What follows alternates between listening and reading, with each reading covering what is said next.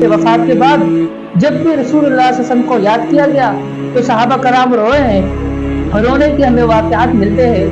حضرت ابو ہریرہ رضی اللہ تعالی عنہ سے ایک شخص نے کہا کہ مجھے وہ حدیث بیان کرے جو آپ نے خود رسول اللہ صلی اللہ علیہ وسلم سے سنی ہے. کہنے لگے جی ہاں، میں یہاں موجود تھا، پیغمبر یہاں تھے اور انہوں نے مجھے یہ حدیث بیان کی. کہا میں آپ کو وہی حدیث بیان کروں گا جو میں نے پیغمبر سے سنی ہے. کہنے لگے یہ وہ مقام ہے جہاں پیغمبر نے مجھے حدیث سنائی تھی. تو یہ کہہ کر ابو ہریرہ بے ہوش ہو گئے اور پھر جب ہوش میں آئے تو یہی کہنے لگے احدثک حدیثا سمعت من رسول اللہ، میں تمہیں وہی حدیث بیان کروں گا جو میرے پیغمبر سے سنی ہے. پھر بے ہوش ہو گئے. پھر سفیان الاصبحی کہتے ہیں کہ تیسری مرتبہ جب انہوں نے یہی کہا احدثک حدیثا سمعت من رسول اللہ، میں تمہیں وہی حدیث بیان کروں گا جو میں نے پیغمبر سے خود سنی ہے، تو آپ گرنے لگے تو میں نے آپ کو سنبھال لیا.